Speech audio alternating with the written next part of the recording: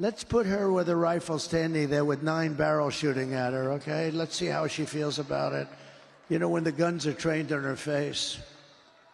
You know, they're all war hawks when they're sitting in Washington in a nice building saying, oh, gee, let's send 10,000 troops right into the mouth of the enemy. But she's a stupid person. And I used to I'd have meetings with a lot of people, and she always wanted to go.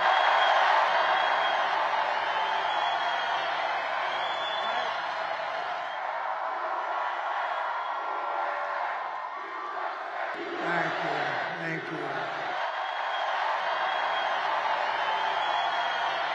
Thank you very much.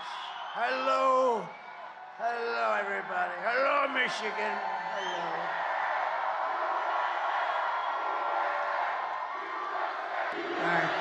Thank you. I will never apologize for defending America. I will protect our workers. I will protect our jobs. I will protect our borders. I will protect our families. And I will protect the birthright of our children to live in the richest and most powerful nation on the face of the earth again.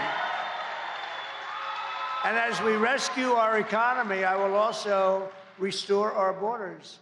They don't accept your cars. They don't accept your farm products, but they send their farm products here. And they want to get the Arab American vote. They want to get the Muslim votes. So she picks Liz Cheney, whose father virtually destroyed the Middle East, right? I don't think it's working out too well. You know, it's interesting. If you give, Liz Cheney, she talks big, oh, I want war. She always wants war. Every time I was with her in the White House, we should attack this nation, that nation, nations that people never even heard of, we should attack. She's a big, tough guy. She's a big, tough one. She's a tough one.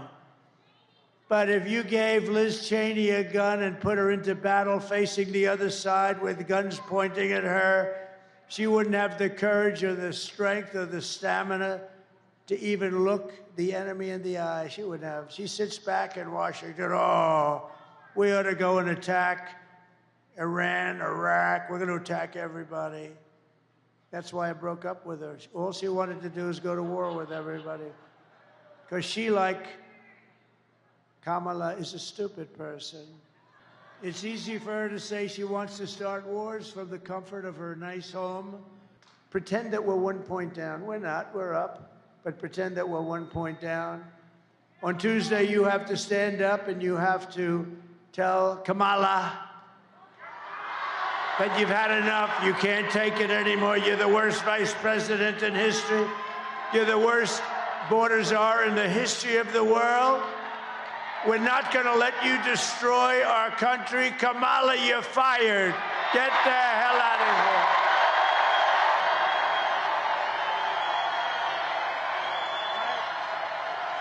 Are you better off now than you were 4 years ago?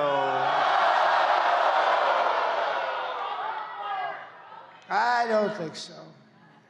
I don't think so. It's been, is that one of the easiest questions you've ever been asked? But I've come today with a message of hope for all Americans. With your vote, this election, most important election you've ever even thought about voting in, I will end inflation. I will stop the invasion of criminals pouring into our country. And I will bring back the American dream. I'm going to bring it back. I'm going to bring it back. Thank you, Michigan. God bless you all.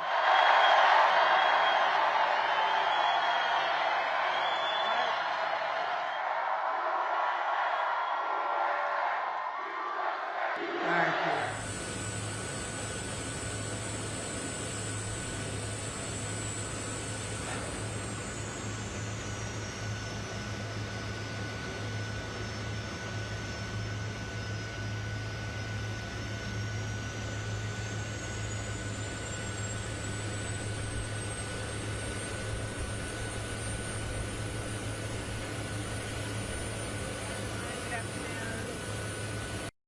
He has increased his violent rhetoric, Donald Trump has, about political opponents, and in great detail, suggested rifles should be trained on former Representative Liz Cheney.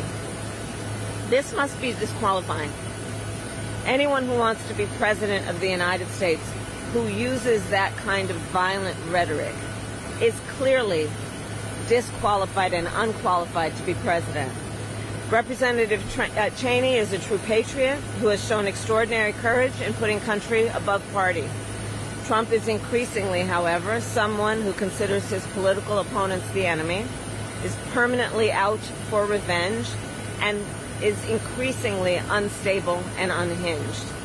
His enemies list has grown longer, his rhetoric has grown more extreme, and he is even less focused than before on the needs and the concerns and the challenges facing the American people. So I've not talked to her since this comment was made, but I will tell you, I know Liz Cheney well enough to know that she is tough, she is incredibly courageous, and has shown herself to be a true patriot at a very difficult time in our country, where, to your point, we see this kind of rhetoric that is violent in nature.